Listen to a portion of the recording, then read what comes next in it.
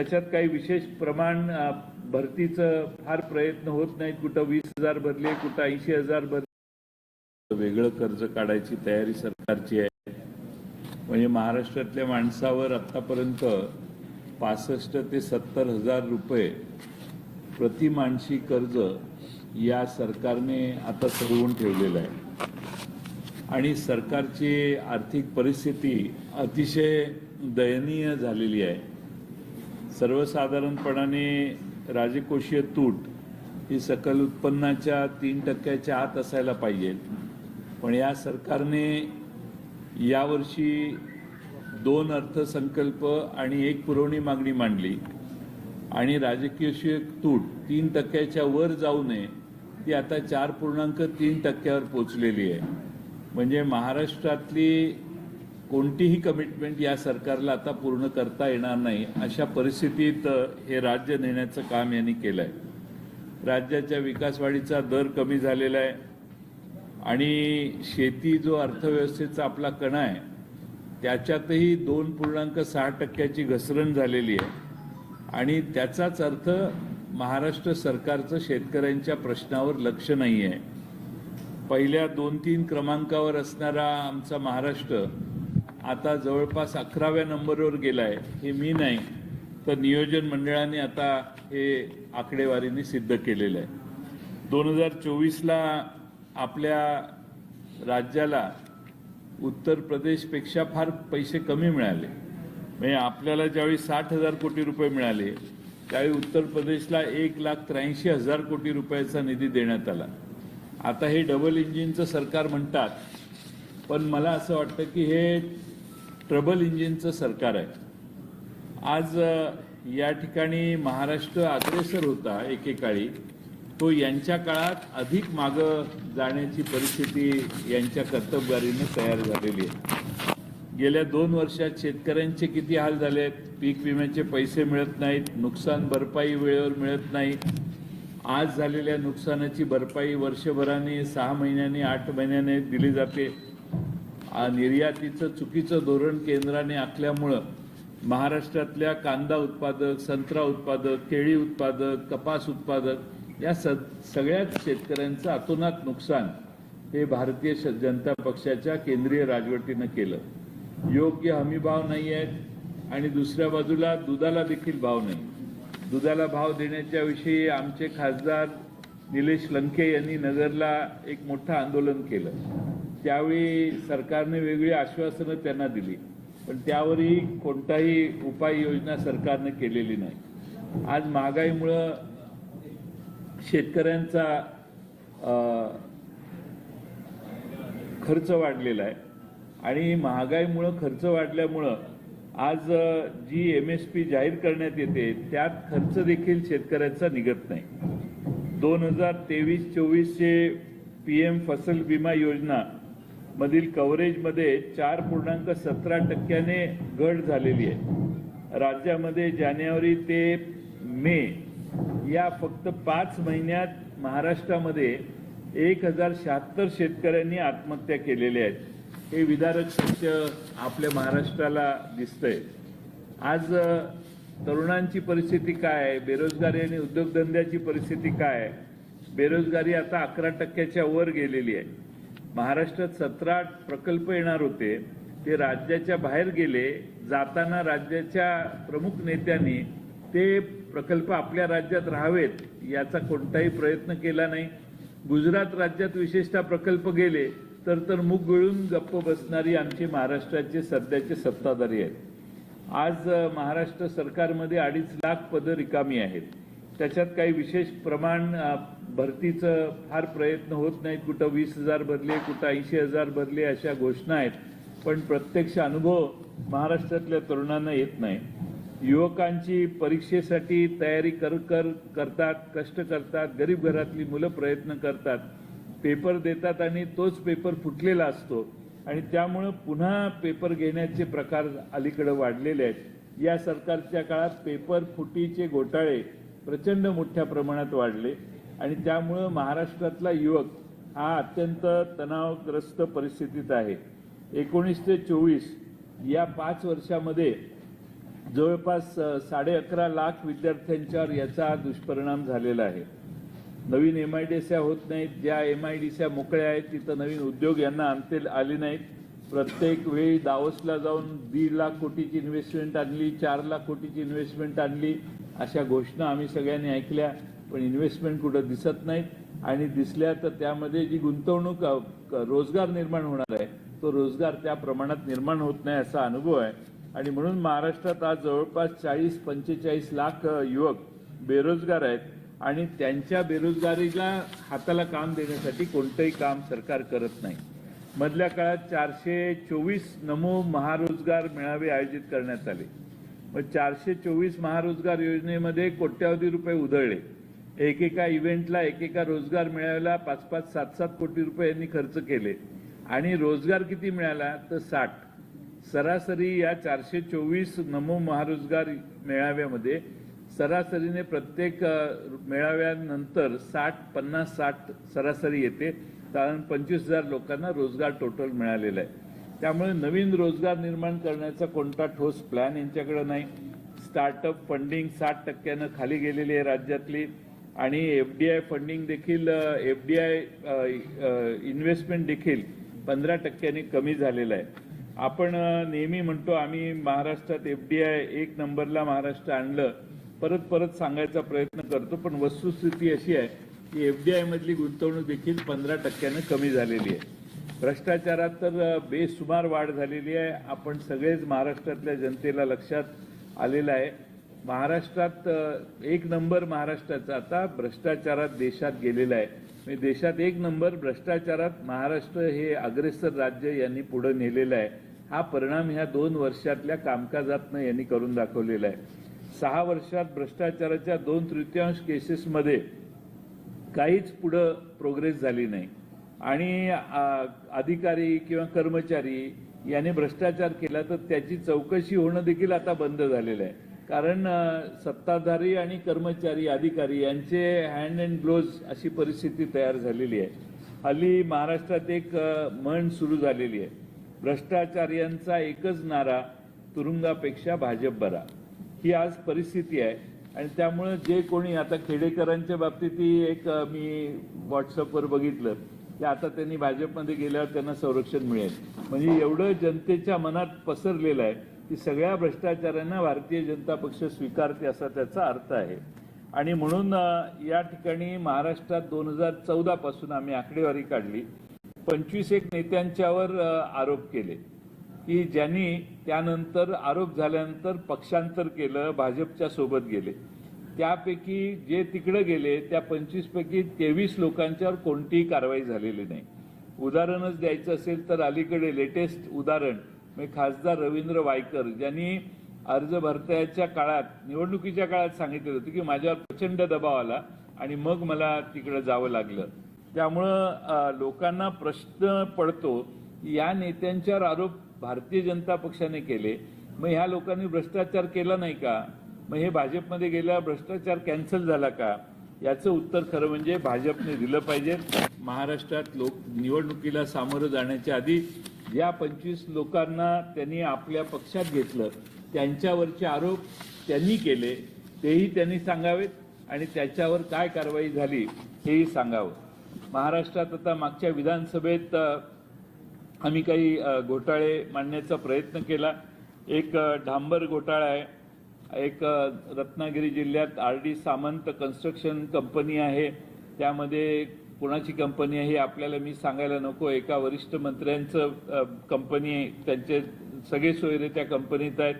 त्या जिल्ह्यातले सगळे कामं, सार्वजनिक बांधकाम, MIDC, नॅशनल हायवे, जे काही काम निघेल ते या कंपनीला मिळतं आणि वापरलेल्या डांबराची एकच पावती ही या सगळ्या 3-4 वेगळ्या विभागांना दिली जाते आणि डांबर वापरलं जात नाही, पण डांबर वापरलं असं रेकॉर्ड केलं जातं. हा एक मोठा घोटाळा हा रत्नागिरी जिल्ह्यात सर्रास चालू आहे असं आमचं सगळ्यांचं मत आहे.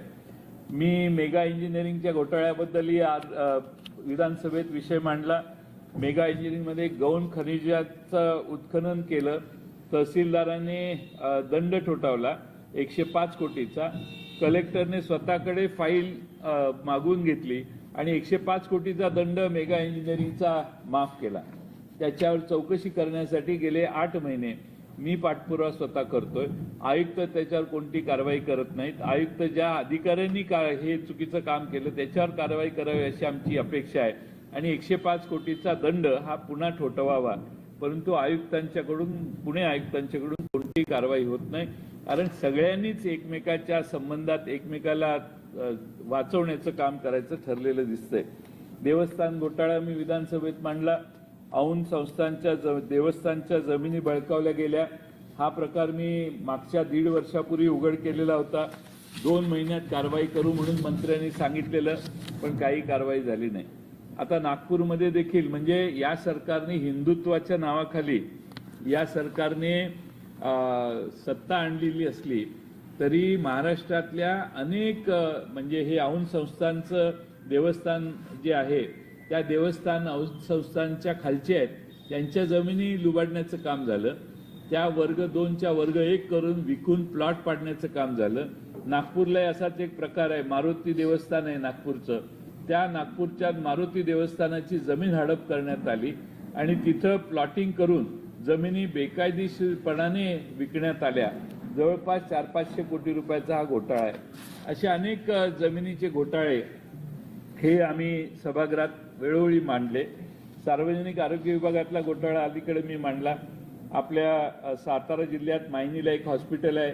तिथल्या भारतीय जनता पक्षाच्या आमदाराच्या ताब्यात ती आहे आणि त्या मृत माणसांच्या नावाने बिलं काढण्याचं काम झालं आणि आमचं सरकार होतं त्यावेळी राजेश टोपेंनी त्याची चौकशी केली. त्याच्यावर पुढची कारवाई करणं हे सरकार ही केस दाबण्याचं काम करतंय आणि त्यामुळं जवळपास म्हणजे 50 कोटी रुपयेचा भ्रष्टाचार आम्ही सांगून देखील सरकारने उत्तराच्या भाषणात त्याचा उल्लेख देखील केला नाही. नागपूर मेट्रो घोटाळा तर कॅगनेच काढलेला आहे. जवळपास 750-800 कोटी रुपयाचा घोटाळा आहे आणि नीट निविदा काढल्या गेल्या नाहीत असं कॅगने सांगितलं. आधीच बदनाम झालेल्या कंपनीला कामं दिली. पार्किंगवर मेट्रोपेक्षा जास्त खर्च झालेला दाखवला आहे आणि हा सर्व प्रकार कॅगने उघडकीला आणला. त्याच्यावर देखील कोणती कारवाई सरकार करणार हे सांगण्यात आलेलं नाही.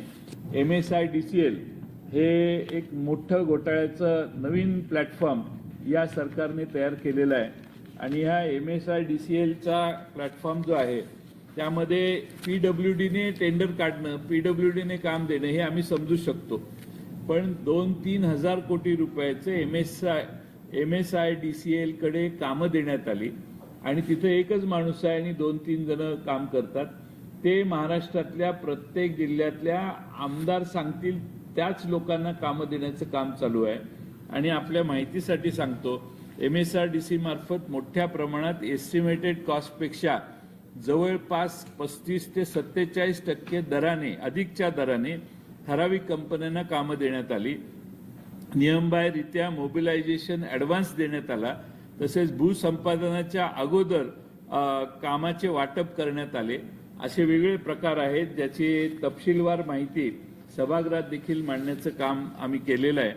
कारागृहातला घोटाळा देखील एक आहे की आता कारागृहात जे कैदी वस्तू खरेदी करतात त्या देखील पुरवण्याचं काम एका विशेष कंपनीला देण्यात आलेलं आहे की ज्याच्यामुळं कारागृहातल्या वस्तूंच्या किमती वाढलेल्या आहेत आणि 20 आणि 30 रुपयाच्या वस्तू आता 150 रुपयाला किंवा $150 रुपयाला विकण्याचं काम कारागृहात होतं आणि कोणतीही निविदा न काढता हे काम दिले.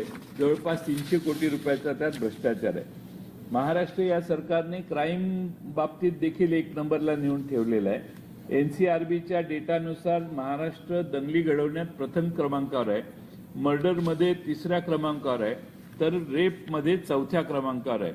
ही आकडे बघितल्यावर आपल्या लक्षात येतं की या लोकांनी कुठं महाराष्ट्र नेऊन ठेवलेला आहे.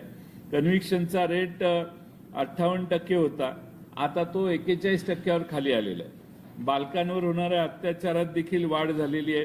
जवळपास 2023 सालानंतर जवळपास 3 पट वाढ झालेली आहे.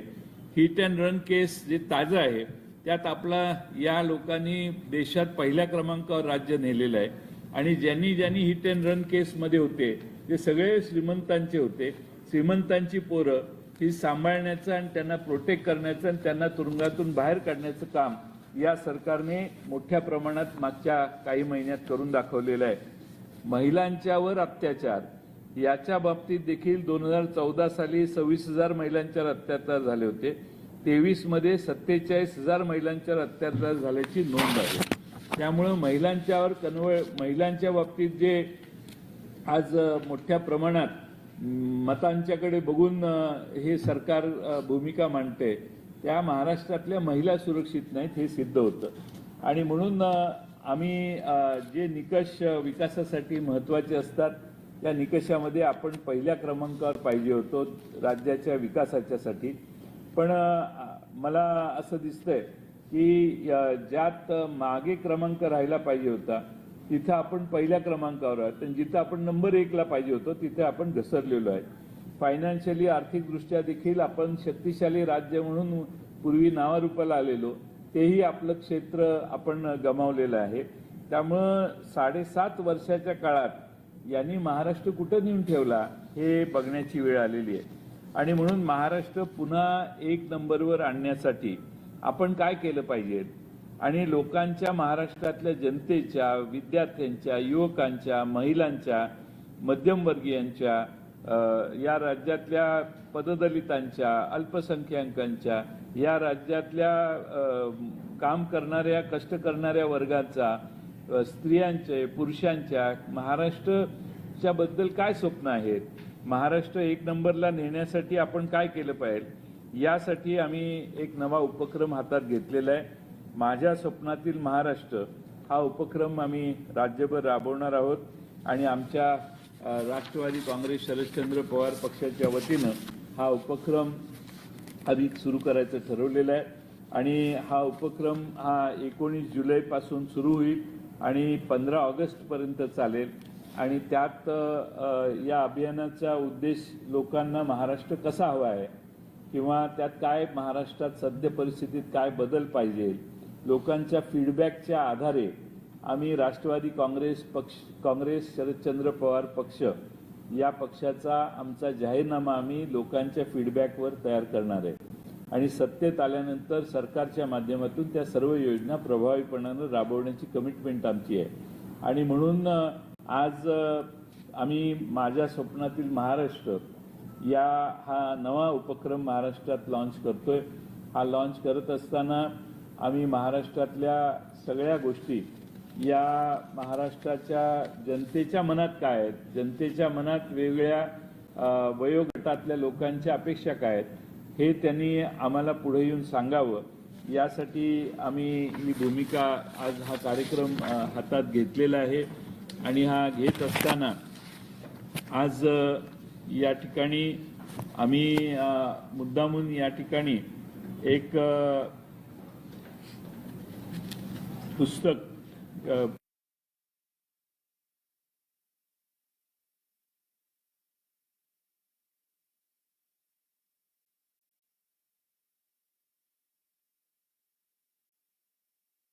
हे आपल्या समोर देणार आहे.